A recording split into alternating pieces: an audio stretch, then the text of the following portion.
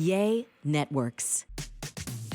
Welcome to the Great Girlfriends podcast, where we discuss life, love, laughter, and everything in between.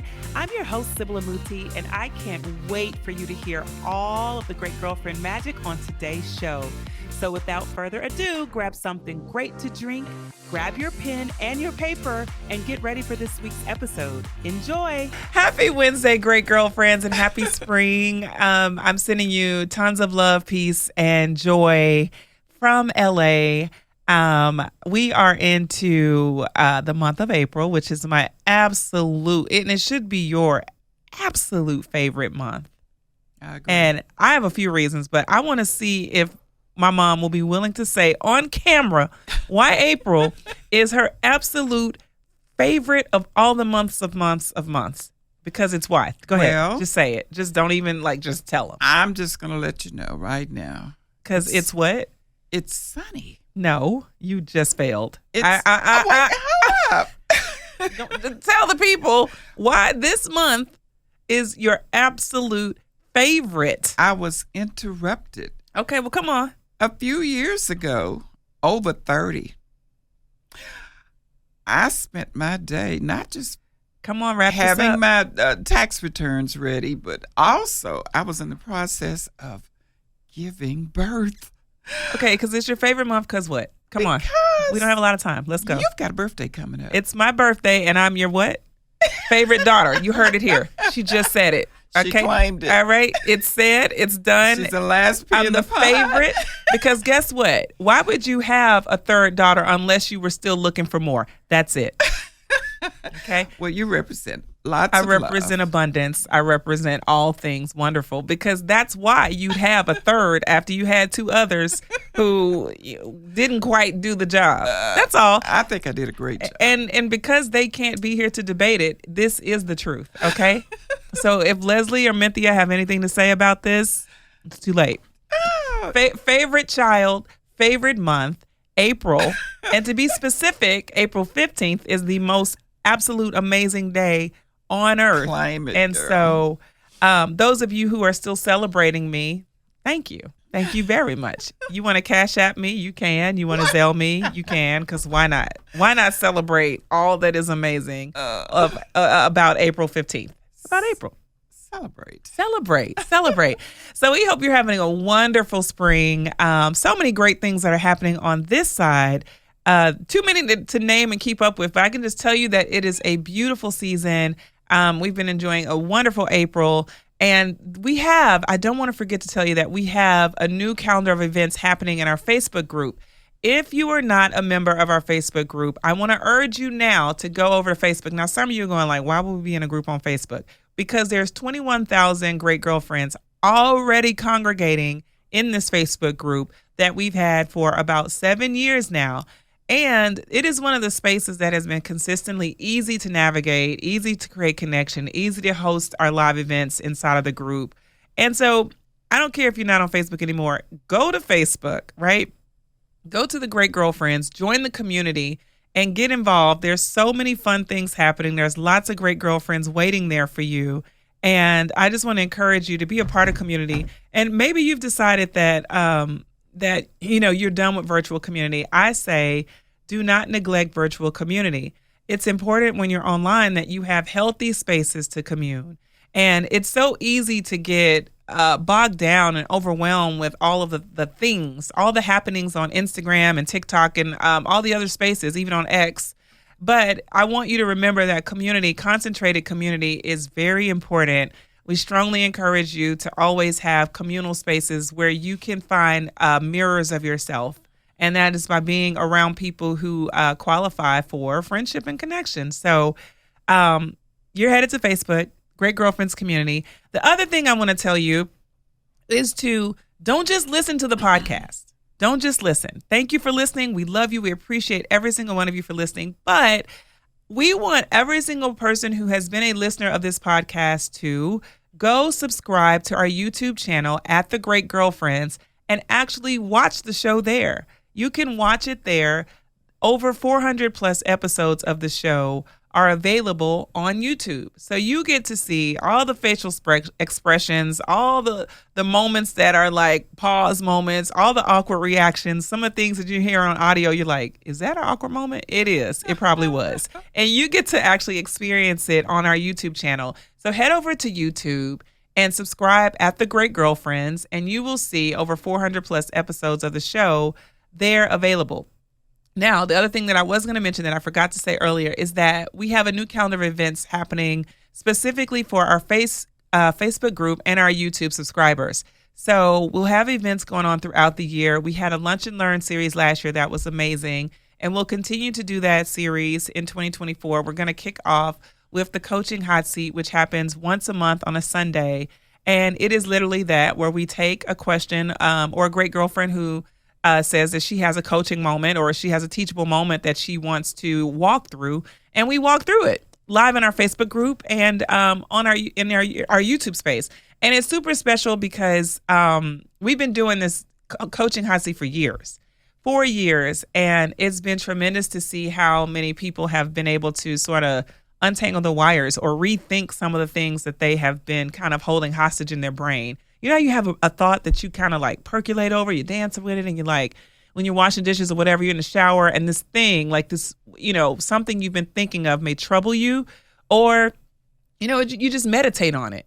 Well, this Coaching Hot Seat is a space where you can kind of unpack it a bit. And the Great Girlfriends are in the comments going, hey, have you ever thought of looking at things this way? Or have you considered that this could be an option? Or, you know, there's a lot of problem solving happening there. And it's a safe space to do it because there's no judgment, because we all understand that we all go through things. We're all trying to figure out something. So, and I love the phrase that Marie Forleo mentions, everything's figure outable. It really, truly is.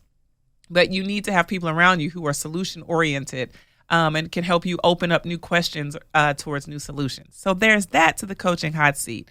And in the spirit of keeping with all the questions that come through over email, I thought it'd be great for us to talk about 5 keys to keeping your peace, because that has come up consistently in our emails that we receive around show requests or things that people want to hear, see, or experience on the show.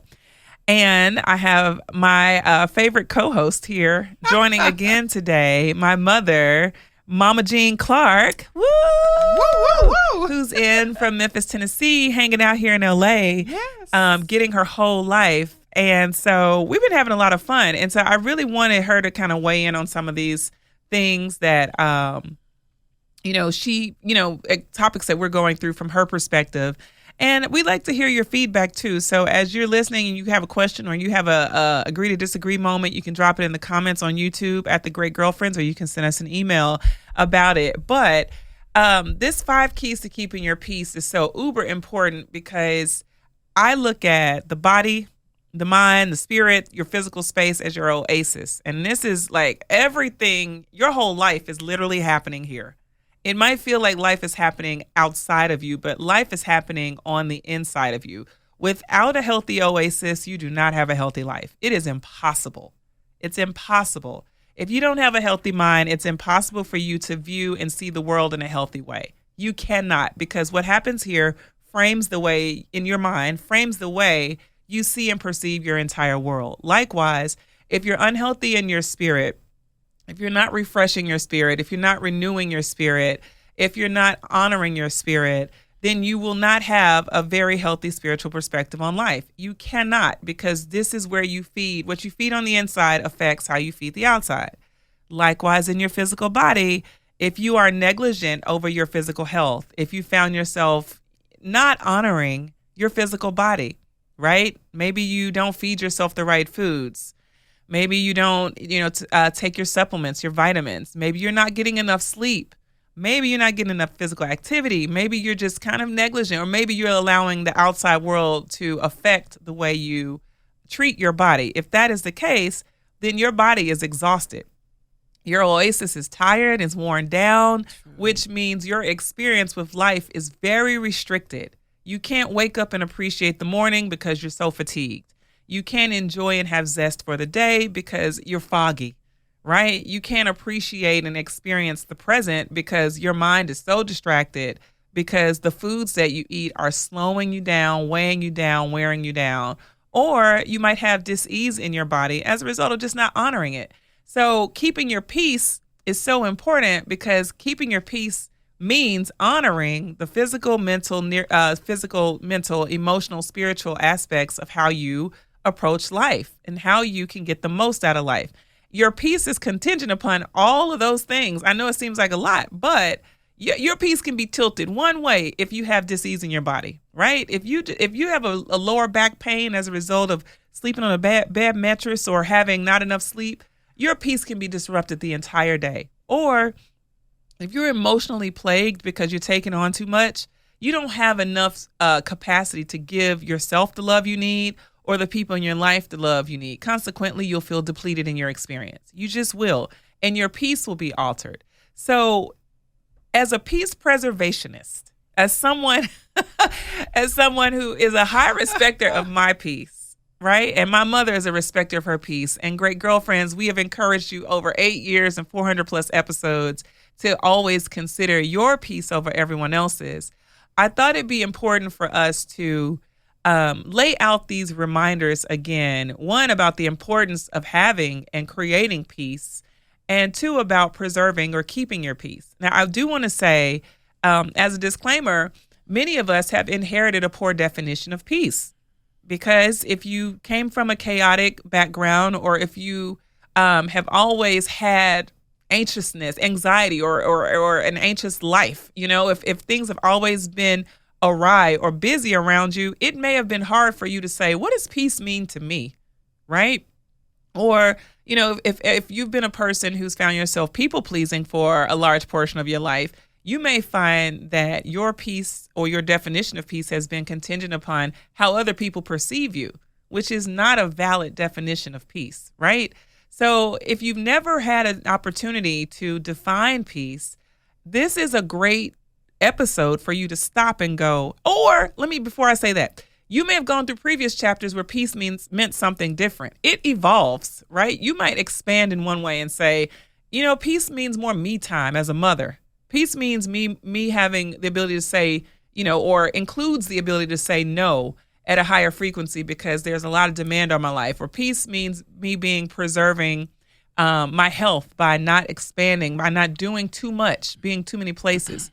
So this is an opportunity for you to really lay out a definition for peace in this season. And then once you have that different definition in place, how do I keep it? How do I preserve it? So we're going to lay out some fundamentals, but you start thinking through, all right, I'm in a season of boom, boom, boom, and my life is asking for peace in this way, right? This is what peace looks like to me, and this is what it means to me, or this is how I'll cultivate peace, right? And we'll start going through the definitions of peace.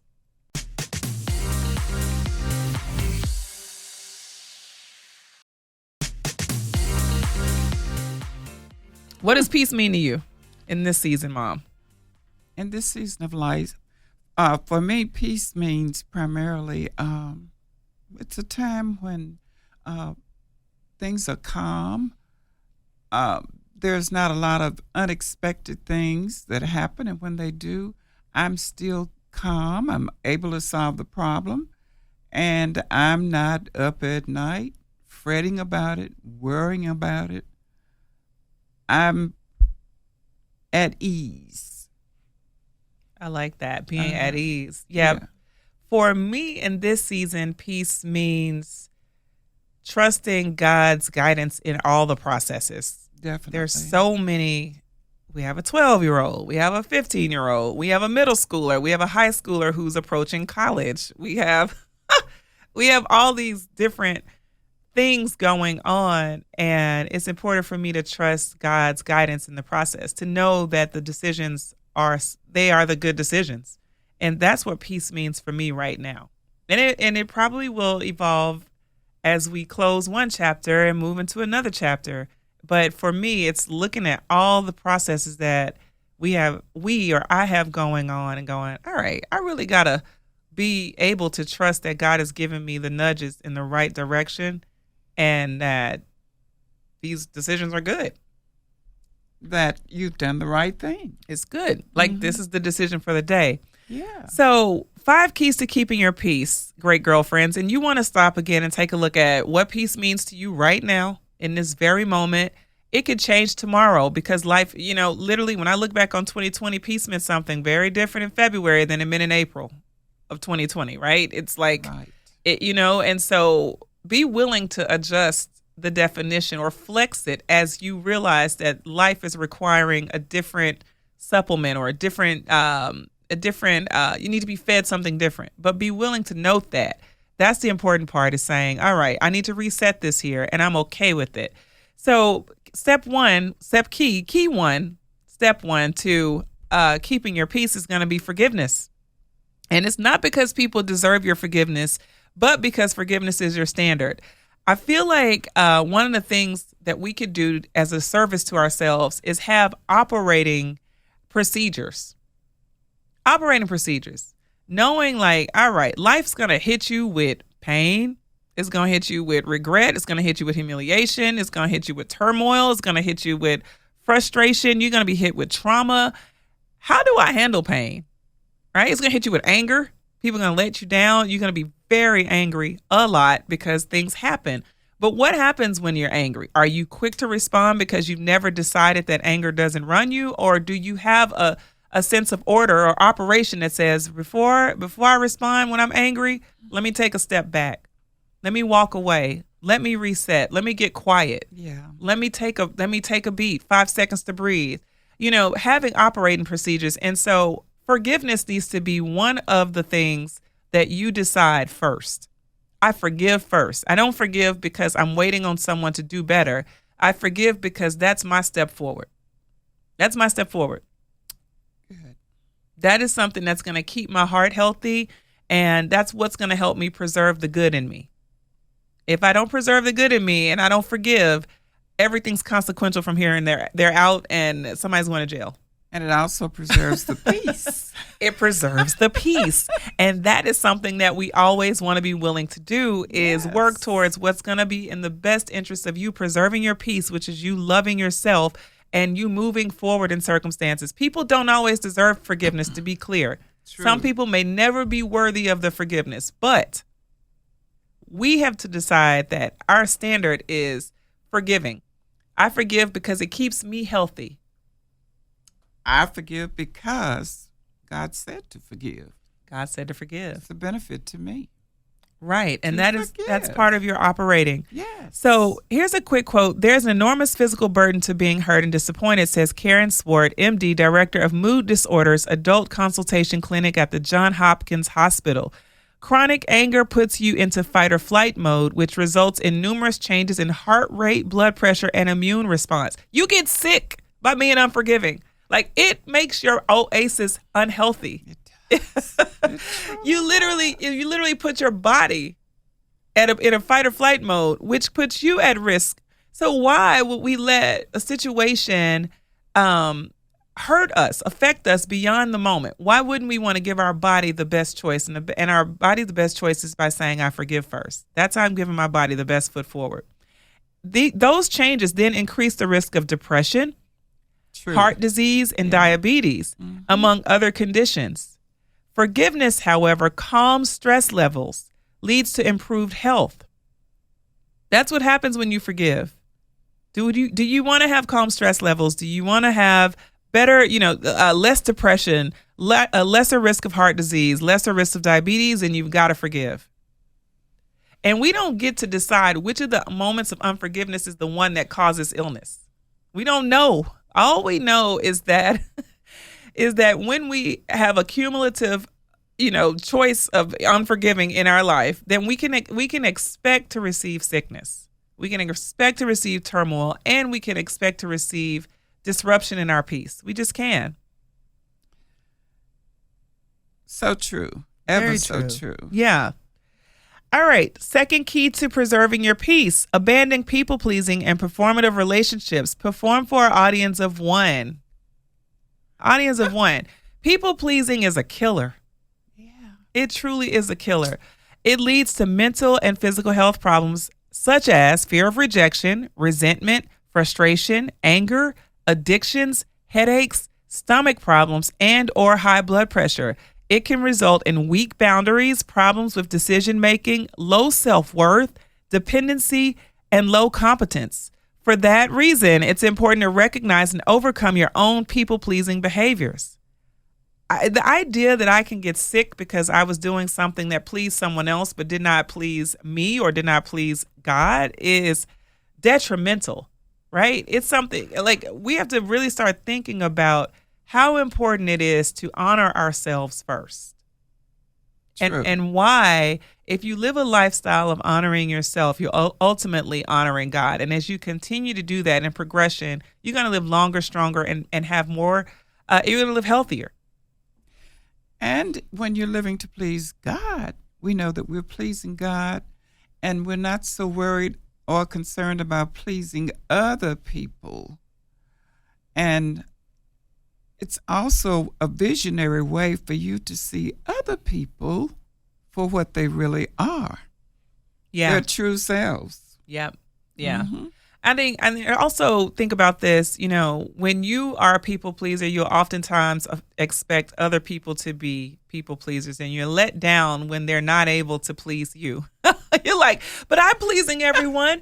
Why aren't they able to give that back to me? Because they set better boundaries. Because they've decided that they don't have to live up to the standard of or expectation of what pleases you over what is in their best interest. And so they've made an executive decision to honor themselves first. That is the priority. That is the priority. That's what's going to keep you healthy, because you get to influence what takes place inside of this oasis. That's right. And if you have too many other opinions or objectives running your mind, running your body, running your spirit, asking yourself, well, what do they think? What do I do? That's going to affect your ability to move in faith. It's going to affect your ability to trust yourself. It's going to affect your ability to make great choices in honor of yourself. So you have to really look at why that is so important. So, number 3. And hold on, don't Okay. forget, you're always feeling insecure within yourself. Absolutely. Always. Yeah, because you're wondering if what you're doing is good enough, if it's right enough, if people are going to applaud it, are they going to receive it? That's right. Yeah, you'll Yeah. never feel that feeling of certainty that comes Confidence. from trusting yourself. All right, so number 3 is to honor your word to yourself above everyone else. It is so important to honor your word. When you say you're going to do something for you, when you say, that's why those New Year's resolutions don't need to be so grand. They don't need to be so transactional, where you're like, I'm going to lose 100 pounds this month. I'm going to go to the gym every day. I'm going to, travel the world, get married, have 3 kids. It needs to be more about quality of life and, things that are qualitative versus quantitative, so that you can honor your word. Because when you honor your word, you trust yourself with your word. And you trust yourself when you're honest and realistic with yourself. When you set these grand expectations that are inactionable, things that you can never measure up to, you don't trust yourself to make decisions. You don't trust your word. And when you can't trust your word with yourself, you can't trust your word with other people. And other people will not trust your word either. Not trust your word. Here she goes again. She And said the she's going to do it disappointment. again. And, she's been talking about that for a long time. And they become pessimistic about the things you say, because you're not able to take the action you want to take, because you can't trust your word, because you don't honor your word. That's right. That's right. So it's very important for you to be measurable with your words. Be honest with your words. And you might think that you might say to yourself, I'd like to lose 100 pounds this year. A great way to say it in an honorable way is, I'd like to put a dent in this weight loss this year. That's more honorable than putting a number or putting a tangible result to something that is slightly unrealistic or won't give you an opportunity to win. Right? So being willing to honor your word is very important. And when you commit to yourself with integrity, you feel more capable of having valuable relationships with others, because you can show up. I can show up when I'm like, Mom, I'm going to come hang out and dig in the soil with you. And then I know I can show up if I set the time and honor my word when I say I'm going to do something. Absolutely. So I and qualify. If you don't do what you said that you would do, I don't trust you. I don't trust your word. It can move on into, this friendship is not going to work. You can't believe anything that she says. And I don't want relationships where I can't trust, right? Absolutely. Exactly. Yeah.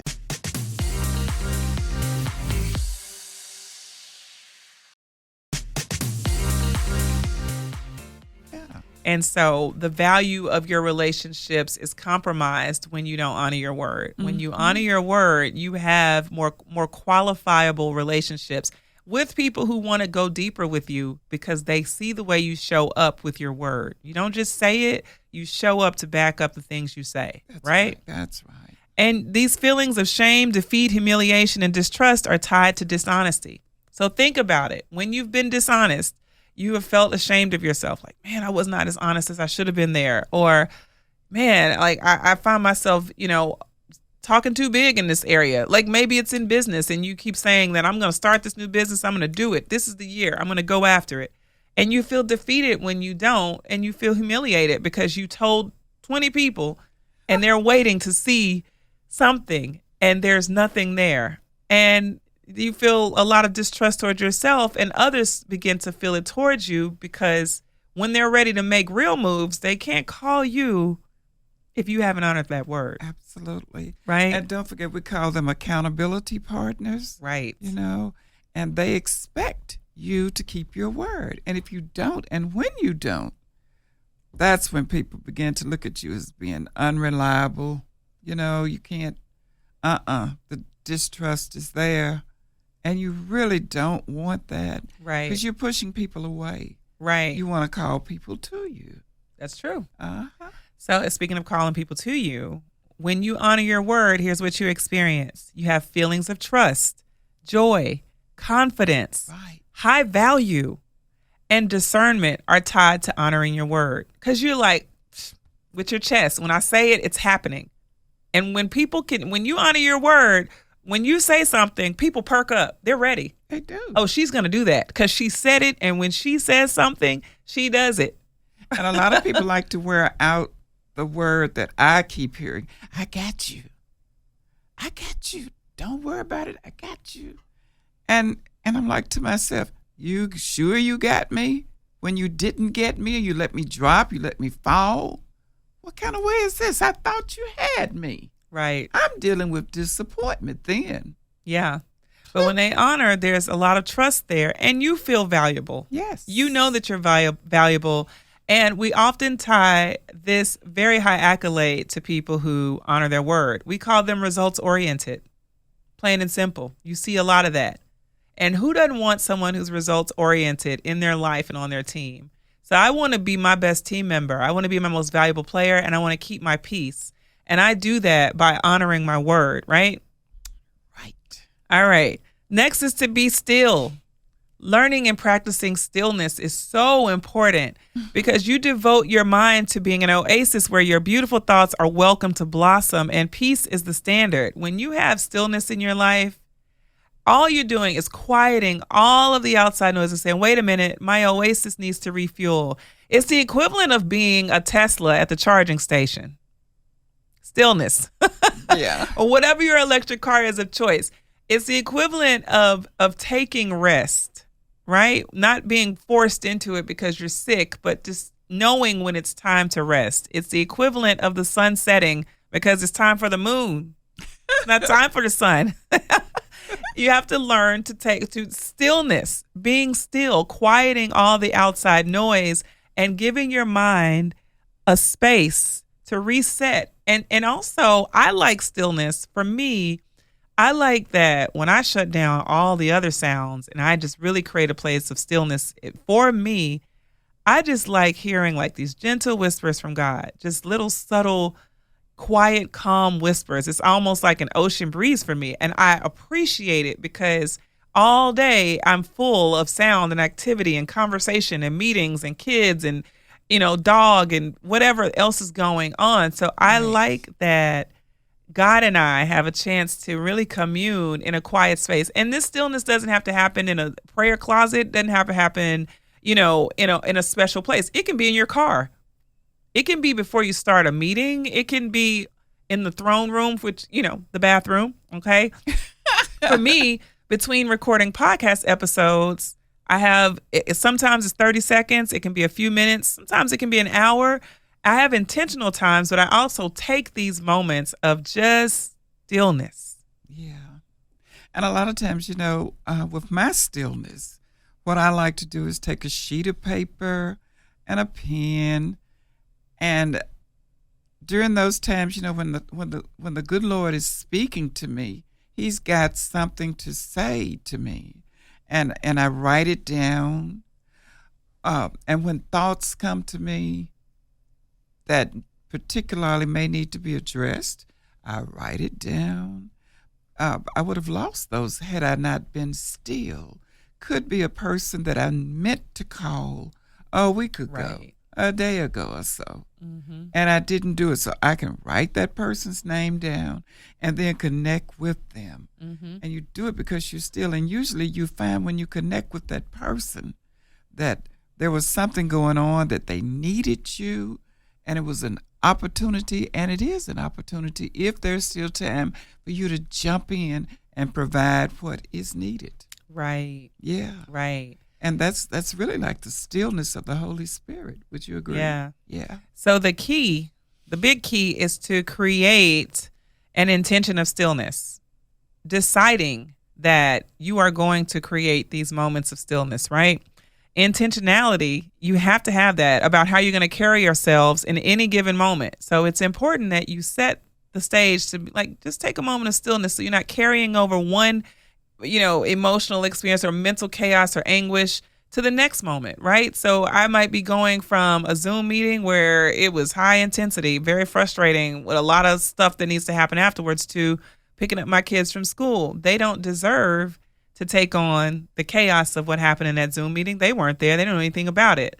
They deserve to have a peaceful person who's ready to take on quality time with them. So on my drive, I'm creating some stillness because I'm getting my mind right. I'm clearing my mind. I'm setting putting over there what happened over there. And I'm walking into a new moment. So I'm setting some intentionality. And you have to focus on what's within your control. For instance, you might physically slow down by sitting, slowly walking, or even lying down. You might reduce external stimuli in your environment by lowering the lights and turning down the music. But figuring out what you need is very important. What I need for stillness might be different for you. Stillness is powerful. Being still is like replenishing the stores. It allows us time and space. It gives us time and space to self-reflect and actually hear our thoughts. It also soothes our nervous system. Stillness produces anti-stress fix by allowing us some chill time without totally checking out and being numb to our experience. That's by Karen Lawson on psychology.com. I love that because think about it. Who doesn't need chill time? And a lot of times we'll be like, I want to Netflix and chill. No, I want to sit with myself and chill. How about that? How about that? And last but not least, you want to give your body what it needs to live the life that you desire, right? Again, life is happening on the inside, and what you do in here affects your ability to show up on the outside. So you have to give your body the refuel that it needs. It's very important to not expect the external factors or the external world to feed your body. That's not how that works. You have to replenish it with what you know it needs to support what you experience on an everyday basis. So I want to give you this really quickly, the harmful effects of not getting enough physical activity. And I'm pointing back to heart disease because it is, I think, the number one with women. Yes. Not getting enough physical activity can lead to heart disease, even for people who have no other risk factors. That is incredibly scary to think that the idea that we just didn't get up and walk, or we didn't get up and just do a quick run, or we didn't get our body stretched properly and do some deep breathing could contribute towards the influence of heart disease. Type 2 diabetes, not getting enough physical activity can raise a person's risk of developing type 2 diabetes. Ooh. All right? Cancer, sleepless nights, irritation and short-temperedness, lethargia, unfocused mind, sadness, and low self-esteem, all because we didn't give our body what it deserved and we didn't get enough physical activity. So physical activity and being outside with nature, even if it's just for a few minutes, it helps to increase your dopamine levels. It helps to give your heart the energy and the heart rate. It helps to increase your heart rate and gives your body the energy that it needs. You're receiving vitamin D. Even if the sun isn't shining as bright as you think it should to get vitamin D, the UV rays are still working. You're still getting vitamin D from the sun, even on gray days. I know you're thinking, but it's a gray day.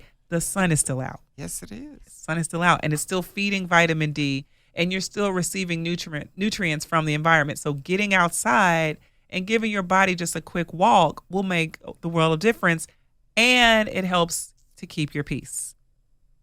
Absolutely. She agrees. She likes to be outside.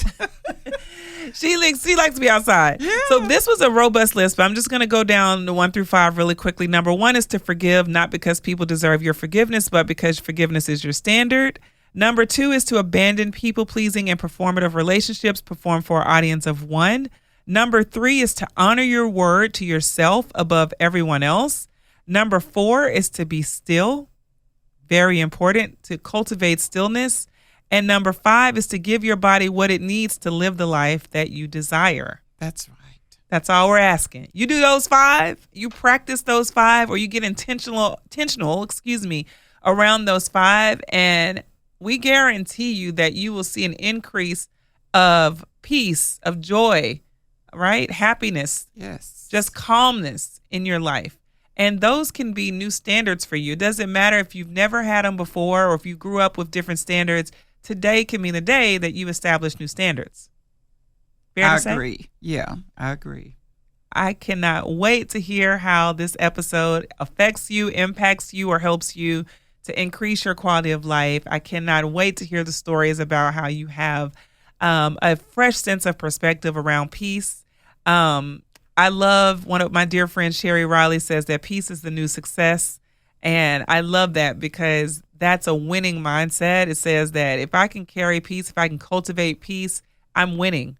I'm already winning. I can already, then what else can I do? Because peace is one of the hardest things for people to achieve. But if I can get that down, if I can honor myself by cultivating peace internally, the external peace that I have will be immeasurable. It'll be admirable. Admirable. Yeah. Absolutely. Yeah. So we hope this has been a gift to you. We hope that this episode is on repeat, on replay. Love, share it with your great girlfriends. And I can't wait to connect with you next week. Have an amazing, amazing week. And wherever you go, spread love, spread peace, spread joy. Peace be unto you. Peace. All right, great girlfriends. Did you enjoy this week's episode of the podcast? If so, would you please give us your amazing review on iTunes? Every single review helps another great girlfriend get plugged into the podcast and the community. Speaking of community, make sure you join our Facebook group at The Great Girlfriends. Follow us on Instagram at The Great Girlfriends and on Twitter at _greatGFS.